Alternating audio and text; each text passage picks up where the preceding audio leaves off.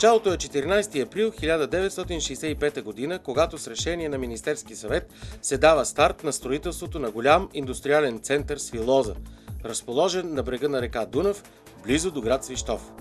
Определена е площадката, на която предстои да бъдат изградени завод за производство на целулоза, завод за изкуствени влакна, завод за изкуствена коприна и други спомагателни поделения. Церемонията по официалното откриване на Свилоза е на 7 септември 1973 г.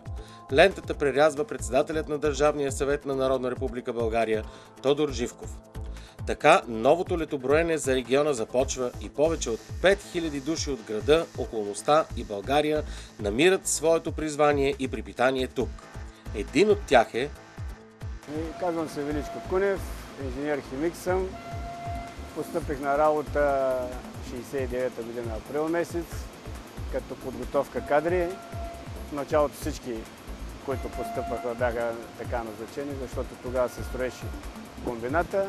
Първите години, около 2 години се водихме подготовка кадри и след това вече бях назначен за началник цех на содорегенерацията на площадката, на където се намираме сега. Работих тук от първия си работен ден през 69-та до последния на пенсионирането, когато се пенсионирах 2000 година, но продължих да работя практически с договори, които имах по гражданска или консултантски, съм свързан с химкомбината и до сега. Жених се тук, жена ми също е инженер-химик. Тук е започнала, тук се пенсионира. Имаме 2 сина. Спомням си много първата варка, която правихме в целулозния завод. Първата фактически целулоза, която се получи. Това беше на 30 срещу 31 декември 70-та година. Аз тогава бях технолог на завода или заместник директор. В целулозния завод главното, основното оборудване е руско, съветско тогава, но има производство на хлорен двуокис, което е френско, и имаше сортировки, които бяха швейцарски. Действително за времето си Свилоза беше модерен завод. Може би най-тежката ситуация, най-трудните времена бяха при земетресение. Това е определено. Значи това 1977 година беше действително много голямо изпитание за всички хора, които работиха и особено и за ръководните кадри. Ние си обичахме професия. Бяхме млади момчета, не знаехме много, но имахме голямо желание да се научим. И мисля, че се научих. Това е пожелано. Да имат мерак да научат професията и да обичат завода така, както ние го обичаме.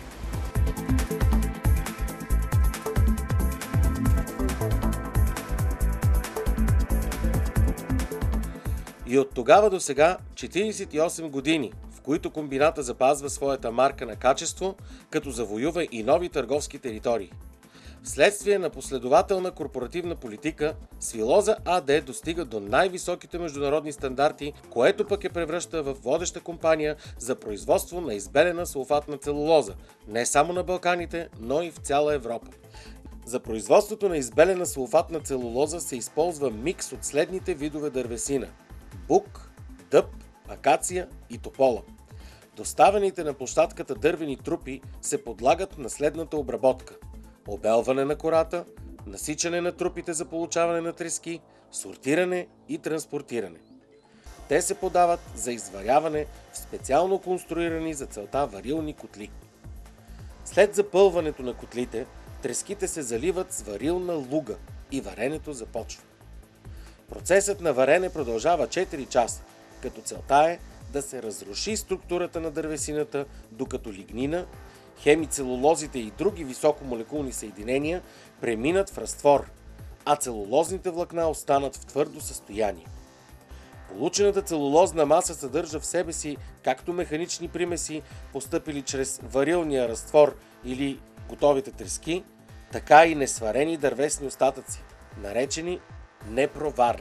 Поради тази причина тя се подлага на двустепенно сортиране – грубо и фино, с цел пълното отделяне на примесите и непровара от целулозата. Целта на процеса промиване е да се извлекат от целулозата всички разтворени по време на варенето органични вещества. Промивката се извършва с гореща вода. При избелване на целулозата се цели да се отстрани останалия лигнин от целулозните влакна. Процесът протича в 4 отделни степени, като след всеки от тях целулозата се подлага на междинна промивка с цел отстраняване на продуктите от избелването. След ситова част, целулозното платно е с сухо съдържание 20-24%. След пресова част то достига 48-50%, а след сушилна част остатъчната влага е 10-13%. Ширината на целулозното платно на изхода от сушилна част е 4200 мм.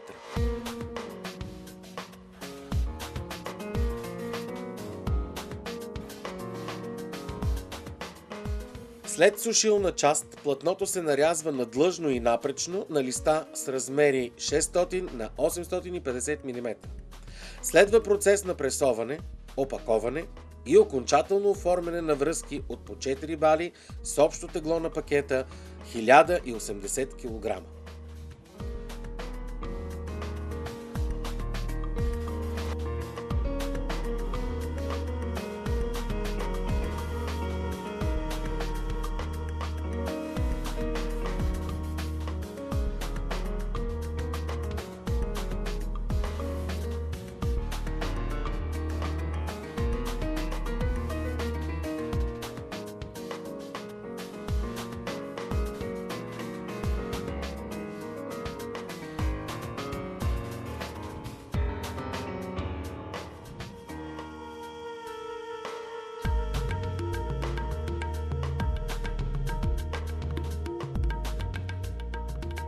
Целият този процес обаче подлежи на стриктен мониторинг, като готовия продукт минава през различни тестове в лабораторията на завода.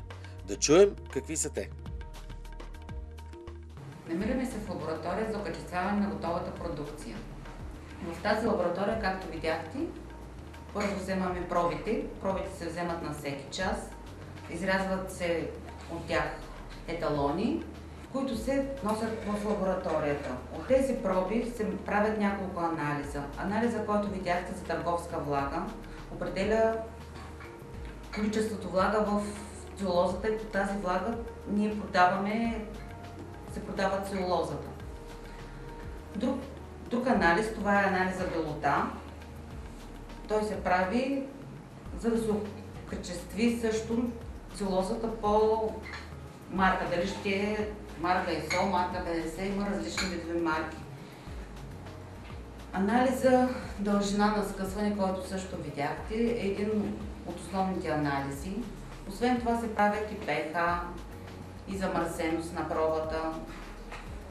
Въобще в тази лаборатория се дава крайното качество на продукцията.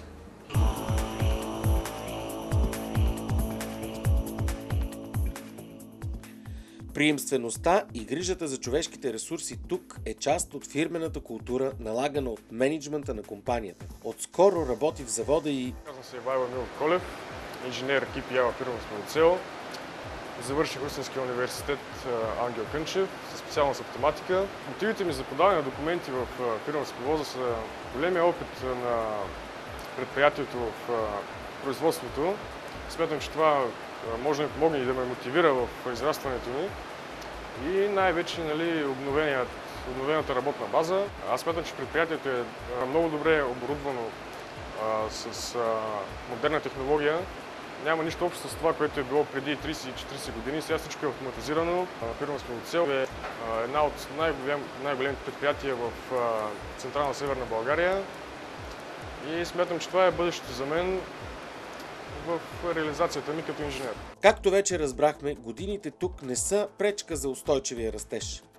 Другата причина Свилоза да прескочи без много сътресение кризата е добре премерената инвестиционна политика на управляващия екип. В периода 1997-2002 година в Свилоза протича процес на приватизация, реализиран с 25% раздържавяване чрез масова приватизация и 60% раздържавяване чрез касова приватизация.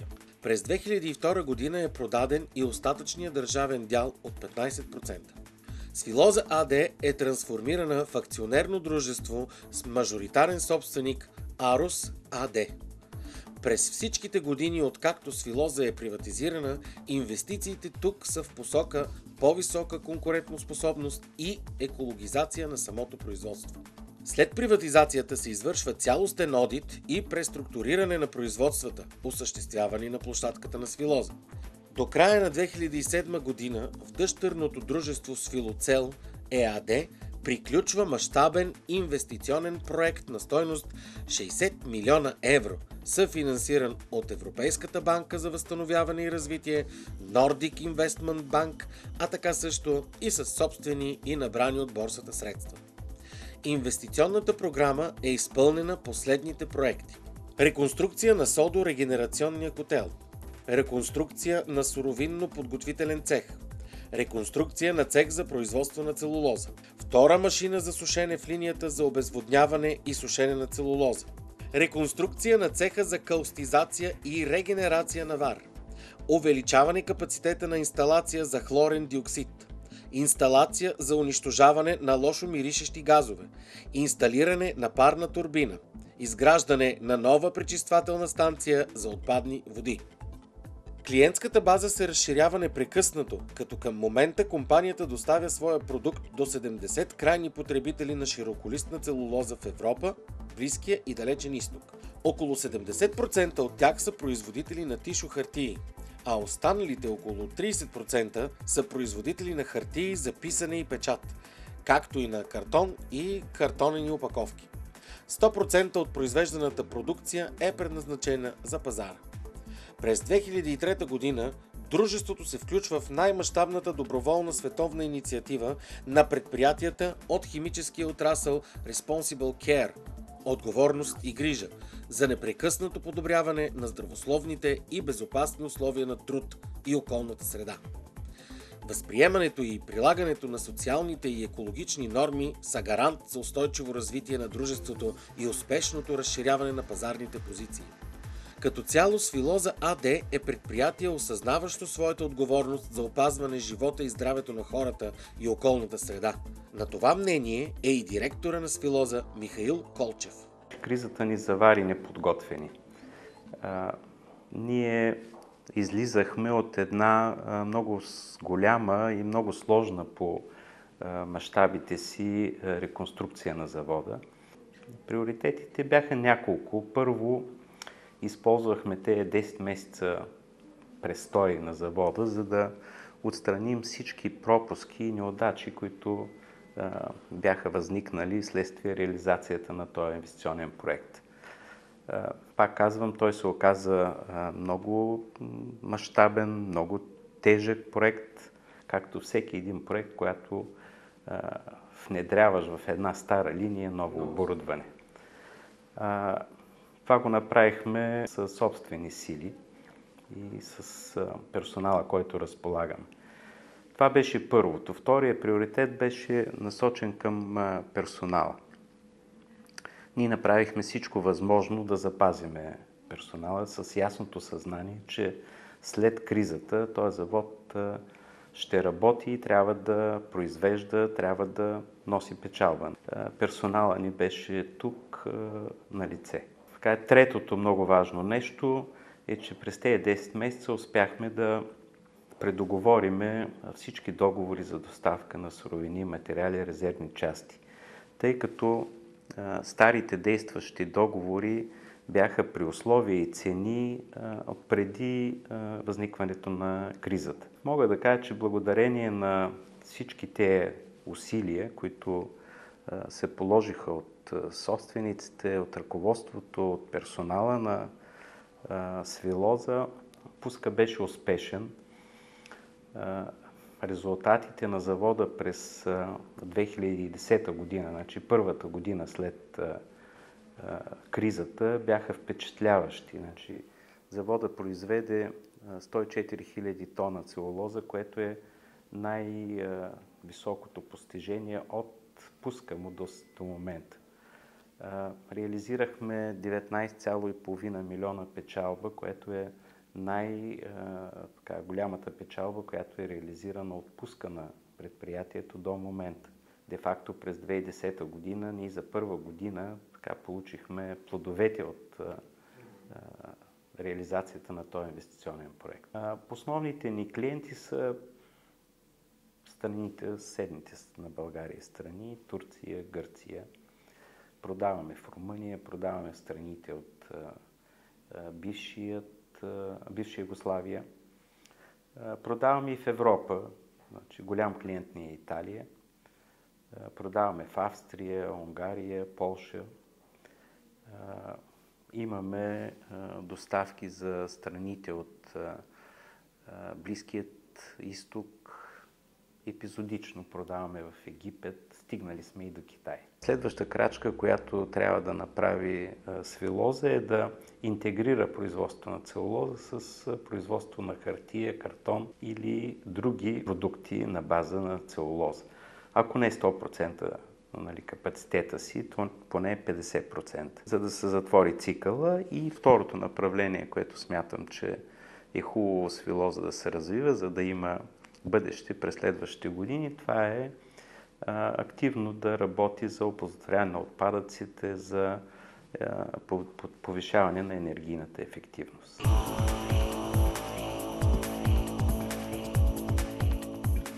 Нека обаче да видим защо и в най-свирепите години на икономическа криза Свилоза успява не само да съществува, но и да запази лидерски позиции. Свилоза беше естествено продължение на моята предприемаческа дейност.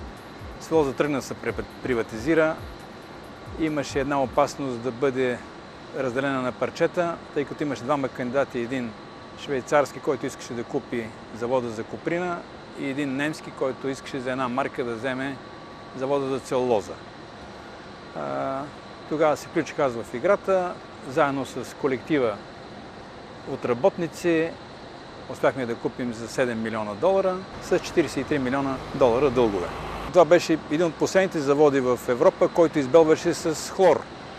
Така че ние направихме кислородна делигнификация. Започнахме да избелваме с ензими и с кислород.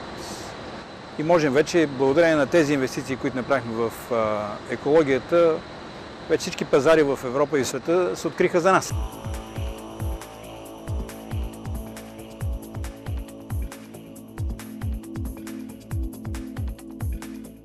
Това беше много интересен процес, защото 2002-2003 година, преди да почна даже първия договор в Югоизточна Европа с Световната банка, с Prototype Carbon фонда, беше случен от нас да използваме котела за биомаса. Това беше първият проект, който те финансираха в Югоизточна Европа. И тук ми смееха съседите от Румъния, от Гърция, от Югославия, бившата. Защо ще инвестираш? Той са пари фърляни на вятърът. И като 2007 година, като почнем да влизаме в Европейския съюз, почнаха да ги затварят една по една. И сега съм останал единственият, който на Балканския полуостров, който работи и който няма никакви проблеми с екологията. Инвестицията в екология за мен стана така като начин на мислене. Това е въпрос на култура. Защото културата не е само да знаеш няколко езика. Културата включва в нея и физкултура, включва и тази екологична култура, която много хора забравят, че тя е част от културата. И тук беше така. Даже проблем ще бъде за нас, ако ние спрем, защото българската гора се нуждае от инвестиции. А какви са инвестициите в българска гора? Те трябва да се чисти. Трябва да е ясно, че гората се чисти, за да може да расте дървесината. Санитарна сеч, подборна сеч, иначе гората умира. И ако ние спрем да купуваме тази дървесина, която никой не я купува, която не е ценна, тя не струва, транспорта и добиването й струва повече, отколкото самата тя. Ние работим само с клони, отпадъци, прочистване. Непрекъснато, даже навсякъде, това бе се набива в главите на хората, че трябва да се спаси дървото и да не се ползва хартия. Като целият свят минава на всичко хартиено, защото освен, че един път като го направиш от хартия, тази хартия многократно се рециклира. Многократно, не еднократно, многократно. Оживяваме, защото сме сплотени. Колектива има това съзнание, което имам и аз. Мислим по един и същи начин, бягаме в една и съща посока, така че нямаме проблеми. Даже сега започваме втори проект за изгарянето на биомаса, което е другият парадокс. В България получиха лиценз стотици фирми, които планират да правят такива проекти. Ние, което Министерството на екологията ни е забранило да депонираме нашия отпадък, ДКЕВР и Министерството на икономиката не ни разрешава да го утилизираме и сме в много смешна позиция. Ходи и инвестирай в България. Едните забраняват да го депонираш, другите забраняват да го утилизираш. И сега сме между чука на ковалнята. и няма на кой да се оплачеш. Прече липсата на знание и на практически умения от хората, които управляват държавата. Те никога не са излизали на улица да изкарват 2 лева. Те са ги получавали като служители. Те са получавали заплата, а не са излезли на улица да се бият за тези 2 лева.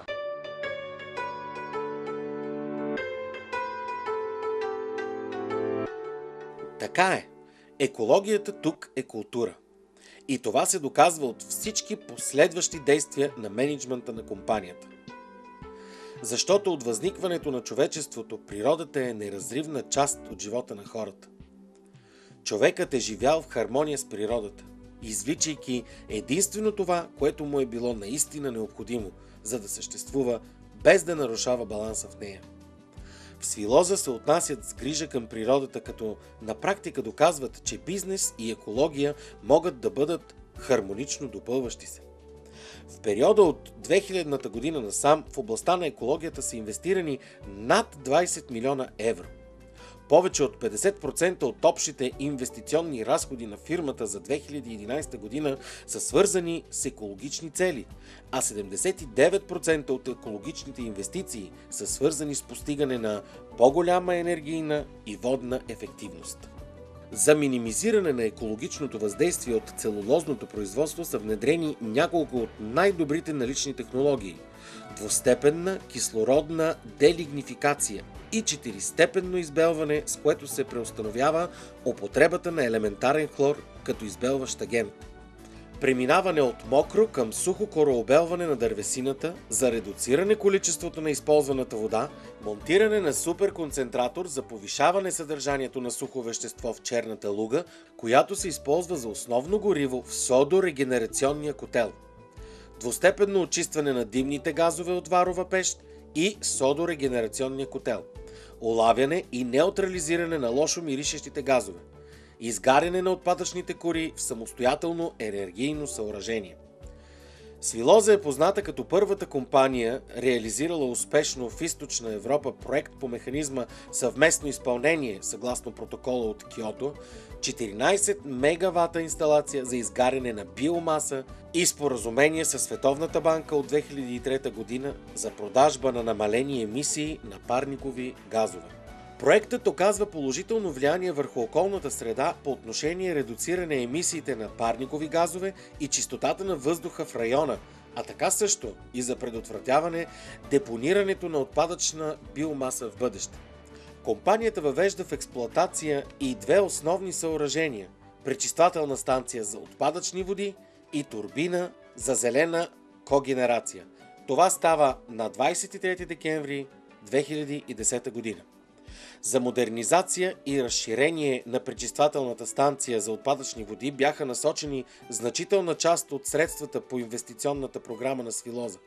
Чрез ефективна технология се постига висока степен на пречистване на производствените отпадъчни води и поддържане на съответствие с изискванията на законодателството по околна среда. Турбината за съвместно производство на електрическа енергия и технологична пара работи в когенерационен процес, използвайки възобновяем енергиен източник. С проекта се постига пълно използване енергийния потенциал на черната луга, собствено производство на пара и енергия и по този начин повишаване енергийната ефективност на завода. Енергийната ефективност е основна предпоставка за икономическа стабилност. Тя е дългосрочен процес, изискващ значителни инвестиции и устойчива политика. През юни 2007 година Свилоза участва на енергийния форум в Лондон, като една от 2 компании от Източна Европа с най-добри практики в политиката за енергийна ефективност. Реализираната в рамките на инвестиционния проект програма за енергийна ефективност за над 9 милиона евро допълва зеления имидж на компанията, тъй като с нея се цели намаляване на енергийната консумация и редуциране емисиите на парникови газове, изхвърлени в атмосферата. Проектът се изпълнява съгласно протокола от Киото към рамковата конвенция на ООН за изменение на климата. Идеята за изграждане на ТЕЦ с номинална топлинна мощност от 35 МВт и инсталирана електрическа мощност 12 МВт, изгарящ отпадъчна биомаса от целулозно производство, е следващият етап от политиката за по-ефективно и пълноценно оползотворяване на енергоресурсите, генерирани от целулозното производство. Това съоръжение ще даде възможност на база модерната си технология и комбинирания начин на производство да се увеличи енергопроизводството на дружеството. Мисията на компанията да утвърждава постоянно лидерските си позиции в производството на избелена сулфатна целулоза в България и на Балканския полуостров се съчетава успешно с мотото на Свилоза – целулоза в хармония с природата. През месец май 2012 година беше организирана инициатива, наречена "Свилоза преминава на нисковъглеродна диета", или иначе казано, вътрешнозаводския автомобилен транспорт на площадката на дружеството се замени изцяло с велосипеди. С това нововъведение годишно се спестяват около 34 тона въглеродни емисии. Като признание за усилията е получената през 2012 награда за специален принос към зелената идея на националния конкурс на B2B медиа "Най-зелените компании 2011". На официална церемония бяха отличени бизнеси, които носят реална промяна за околната среда. За първи път тогава се връчи и отличието "Най-зелена личност 2011", спечелено от Красимир Дачев, председател на управителния съвет на Свилоза. Доказателство за усилията на Свилоза АД в прилагането на мероприятия по комплексно опазване на околната среда и намаляване на въглеродния отпечатък са следните грамоти и награди. Грамота за партньорство за добро взаимодействие при прилагане на екологичното законодателство. Награда от Българската стопанска камара ИН5 в категорията "Иновация" за направени нововъведения, довели до ръст на производството и работни места. Компанията притежава международно признати сертификати, удостоверяващи съответствието с световните стандарти и практики в съответната област. Министерството на икономиката и енергетиката присъжда на Свилоза АД сертификат за инвеститор за инвестиционен проект на стойност 60 милиона евро за модернизация и разширяване на производствения капацитет в Свилоцел ЕАД до 150 000 тона за година. За Свилоза е от изключителна важност дейността на фирмата да бъде в хармония с природата и за това ще продължи да следва екологичната си политика и да създава нови зелени практики.